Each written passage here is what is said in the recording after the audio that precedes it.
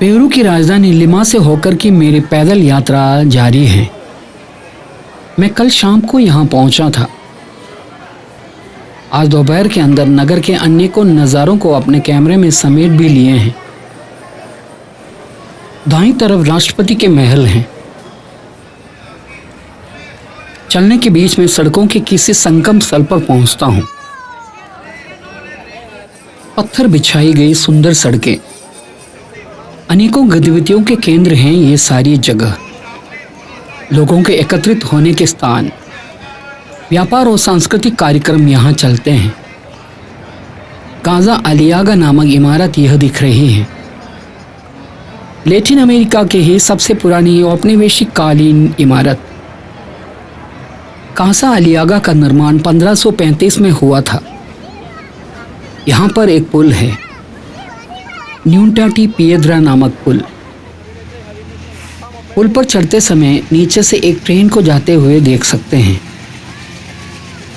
19वीं शताब्दी में ही पेरू में ट्रेन सेवा आरंभ हो गई थी, तो भी आज भी उसकी कार्यक्षमता अच्छी नहीं है।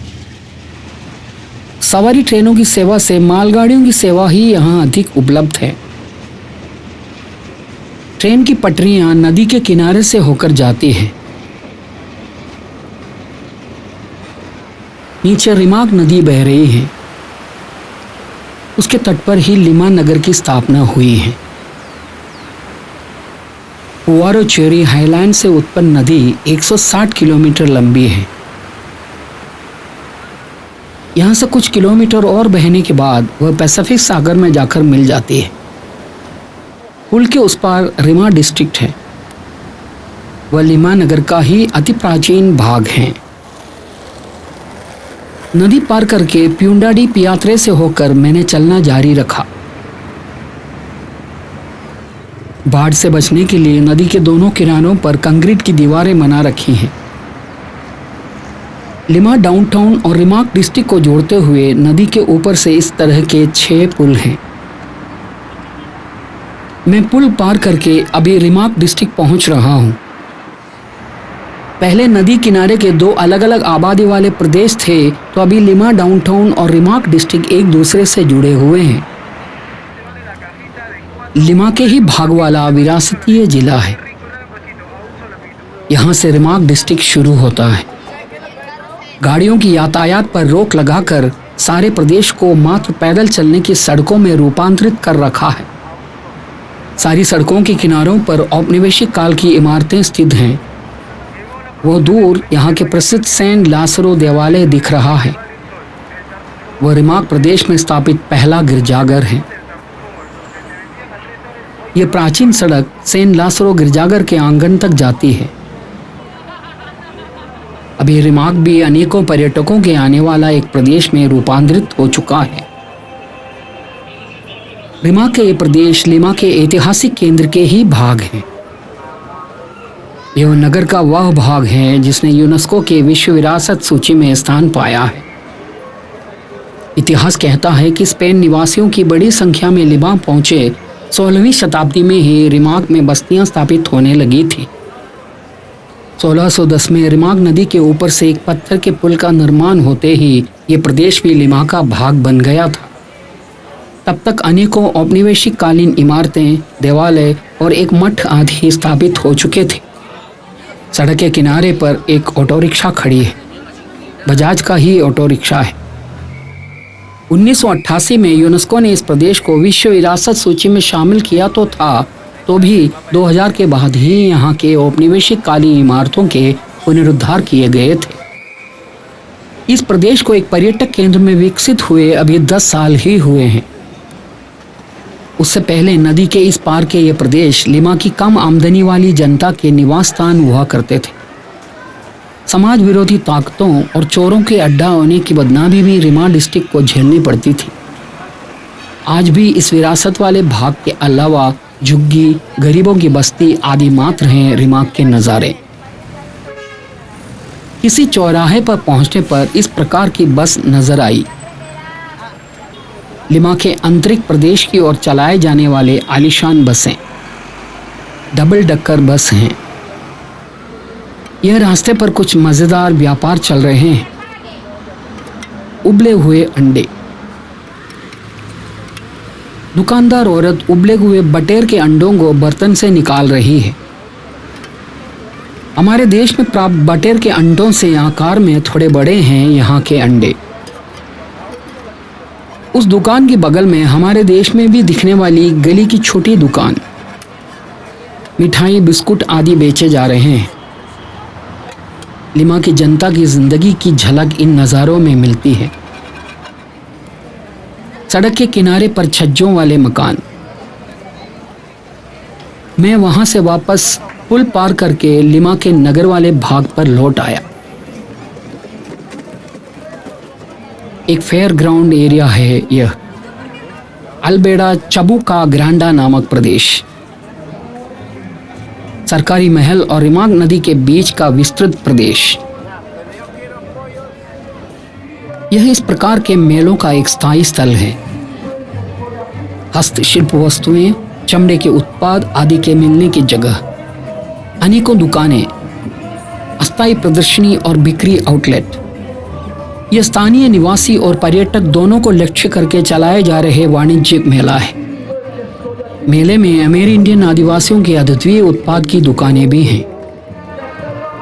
अल्बेड़ा चबुका ग्रांडा के बीच में मीटिंग, सांस्कृतिक कार्यक्रम आदि आयोजित किया जाने वाला एक भाग भी है। बहुत सारे लोग गैलरी में बैठे हुए हैं। बहुत तेज गर्म धूप पड़ रही है।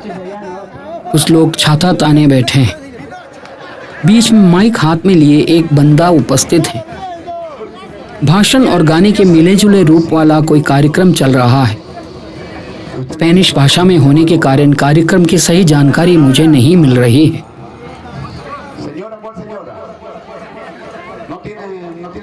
मुझे शंका है कि कहीं ये कोई भक्ति आंदोलन तो नहीं चल रहा है। कुछ भी हो, इनके भाषण, गाने आदि आकर्षक हैं। नव ईसाई आंदोलन के वक्तागण लैटिन अमेरिका में इस प्रकार सड़कों के किनारे की स्थायी उपस्थिति है। लोगों के एकत्रित होने की जगहों पर जाकर इस प्रकार भाषण देने वाले वक्ताओं को मैंने लैटिन अमेरिका देशों में देखा है।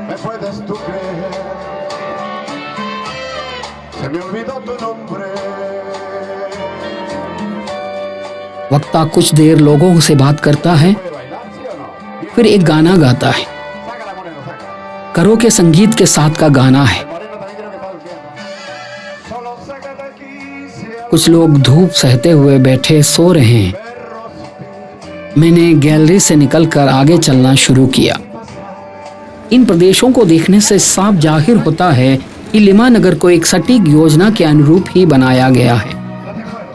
लोगों के एकत्रित होने और विश्राम करने की अनेकों जगह, विशाल सार्वजनिक जगहों पर लोगों के आकर बैठने की सुविधाएं। गौर करने वाली बात यह है कि इन सब के पीछे एक कुशल शिल्पकारिता अवश्य है। विचित्र आकार के आइसक्रीम बक्सा लगाई हुई एक तिपहिया गाड़ी में आइसक्रीम बेचने वाली एक महिला। विभिन्न रास्तों से होकर लोग अल्बेड़ा चबुका ग्रांडा की ओर आते जा रहे हैं। एक तरफ इस प्रकार का एक पंडाल है। बैनर के ऊपर लिखा हुआ समझ में नहीं आ रहा है, तो भी चित्रों से साफ जाहिर है कि फूड फेस्ट चल रहा है। हर किसी को वहां प्रवेश की अनुमति है। कूपन खरीदकर अपनी पसंद का खाना लेकर खा सकते हैं। पंडाल के अंदर बहुत लोग जमा है, लेकिन यहाँ अधिक पर्यटक नजर नहीं आ रहे हैं। स्थानीय निवासी ही फूड फेस्ट में भाग ले रहे हैं। खाने के व्यंजनों की पहचान करने के लिए उनकी रखी हुई जगह पर जाकर देखा। बकरा, सुअर, मुर्गा, बतख आदि के मांस हैं अधिक। चावल, हरी सब्जी आदि भी हैं। हमारे देश की तरह अनेकों मसालेदार सब्जियां भी बनाकर रखी हैं। लैटिन अमेरिकन व्यंजन हम भारतीयों को बहुत पसंद आएंगे। मुर्गा, बतख, सुअर आदि के मांस भुनकर और मसालेदार करी बनाकर भी रखे हैं। अधिकतर मिट्टी के बर्तनों में ही भोजन पकाए जा रहे हैं। सारी सब्जियां मसाला मिलाकर पकाई हुई हैं। यह बतख करी है, मटन करी, सुअर के मांस की करी आदि भी हैं। मेनू का प्रत्येक कॉम्बिनेशन करी, चावल, सलाद आदि सब मिलकर बने हैं।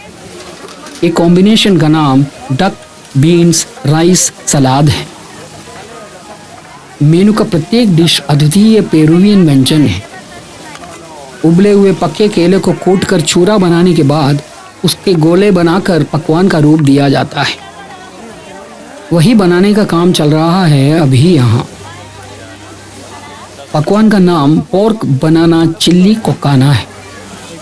लकड़ी के बर्तन में डालकर कूटने के बाद गोल आकार दिया हुआ केला। काफी तादाद में लोग उसे लेकर जा भी रहे हैं। भुने हुए सुअर का मांस, पीनट सॉस, आलू, सलाद आदि मिलाकर एक नया कॉम्बिनेशन।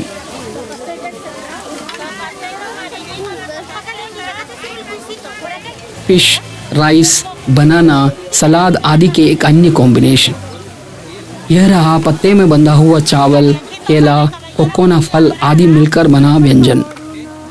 पूर्वी पेरू के पेरूस प्रोविंस में काफी मात्रा में खेती की जाने वाला फल है कोकोना। भुने हुए सुअर का मांस, इनका मक्खी, भुना हुआ शकरकंद को मिलाकर एक अलग व्यंजन। इस तरह विभिन्न प्रकार के व्यंजन, आलू, शकरकंद, केले आदि पेरू के करीब सारे व्यंजनों में मिलाई जाने वाली सामग्रियां हैं।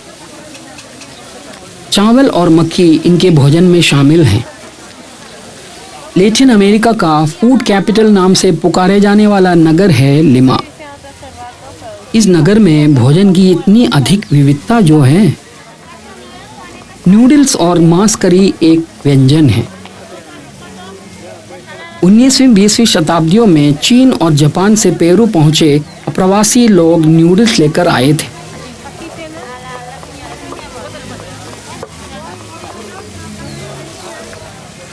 पेरू के भोजन की विविधता को मैं यहाँ देख समझ रहा हूँ। मसालेदार चावल, उसके साथ भी मांस करी है। ये यूरोपियन या अमेरिकन नहीं है, अद्वितीय पेरुवियन व्यंजन है। इस फूड फेस्ट में इतनी भीड़ उमड़ने का कारण भी वही हो सकता है।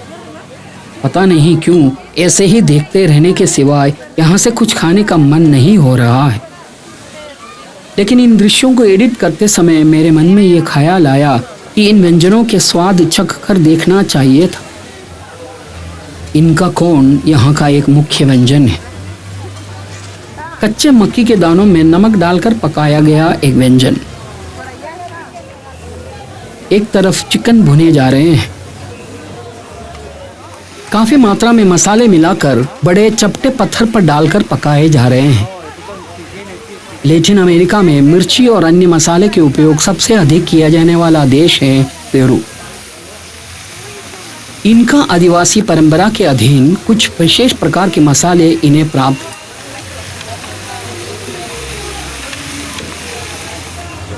पचमांगा नामक एक व्यंजन भी यहाँ दिखा। अमेरिंडियंस मिट्टी की कढ़ाई को मानका कहते हैं। मसाला मिलाए हुए मांस मिट्टी के बर्तन में ढककर अंगारे के अंदर दबाए रखकर पकाए जाने वाले व्यंजन को पचमांगा कहते हैं। पेरू में भोजन बनाने के इस प्रकार के अनेकों मज़ेदार तरीकों वाले व्यंजन मिलते हैं। यहाँ हमारे उड़द के वड़े जैसा कुछ तेल में तलकर निकाले जा रहे हैं। ये उड़द के वड़े ही हैं। अंतर बस इतना ही है कि बीच का छेद थोड़ा बड़ा है। एक प्रकार के सॉस के साथ इसे खाए जाते हैं। तलकर निकाले जा रहे वड़े तुरंत बिक भी रहे हैं।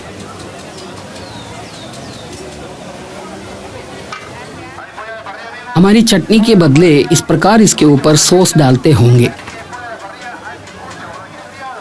ये मिठाइयों की दुकान है। फलों से बनाई गई विभिन्न प्रकार की मिठाई। उनकी आवश्यकता वाले लोग भी अनेकों हैं यहाँ। इस प्रकार यहाँ रविवार की दोपहर में फूड फेस्ट शानदार तरीके से मनाया जा रहा है। कुर्सियों पर लोग बैठे हैं। कर्मचारी झाड़ू लगाकर फर्श को साफ कर रहे हैं। इतने सारे व्यंजनों के होने के बावजूद यहाँ से कुछ खाने का मेरा मन नहीं किया, इसलिए फूड फेस्ट से मैं आगे चला। छुट्टी के दिनों में यहाँ इस प्रकार का कुछ न कुछ मेला लगता है। यहाँ इस तरह की एक इमारत है। यह नेशनल आर्काइव्स भवन है। उसके सामने से एक डबल डक्कर बस पर्यटकों को लेकर जा रही है।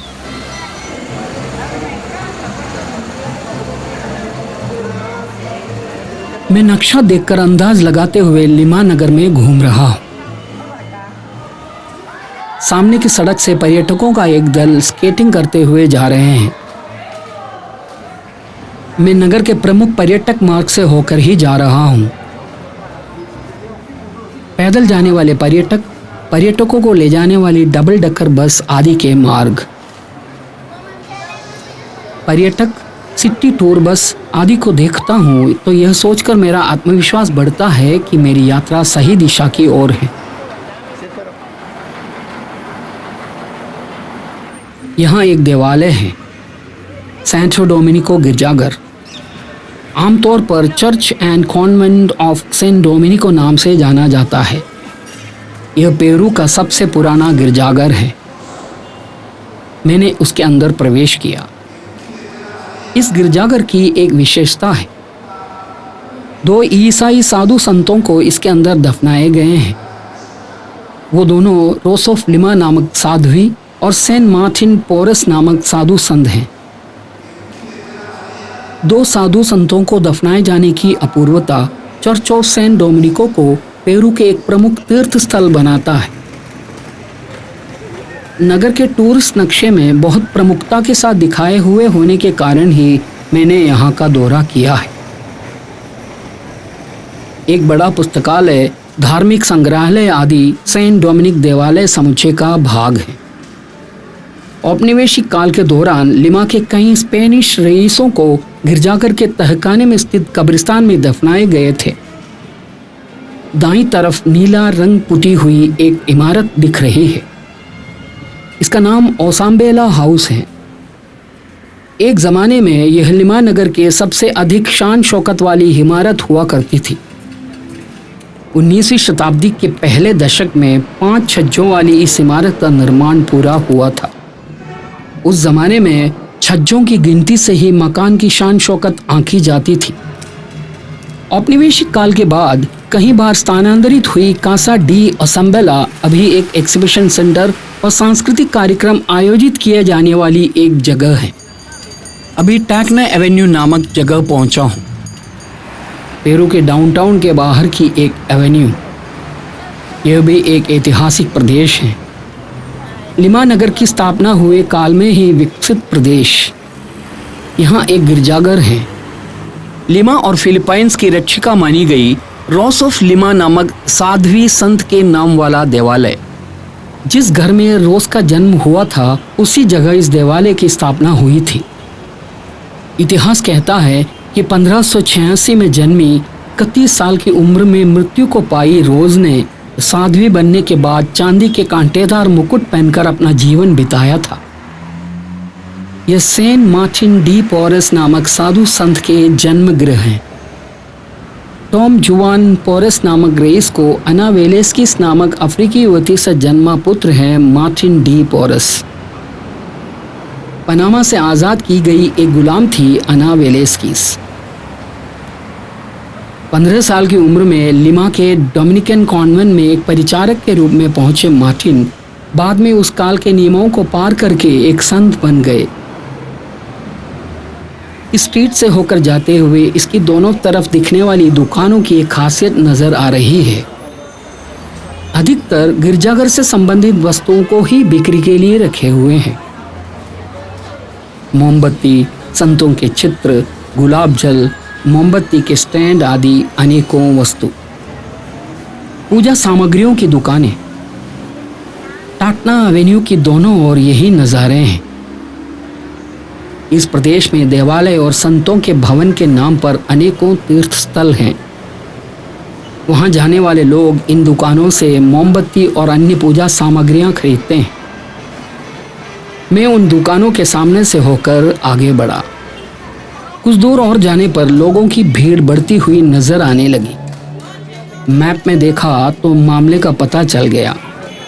एक बहुत ही महत्वपूर्ण गिरजाघर इस प्रदेश में स्थित है। इस भीड़ का कारण वही है। पेरू के विभिन्न प्रदेशों से आने वाले विश्वासी भी होंगे इन लोगों के बीच।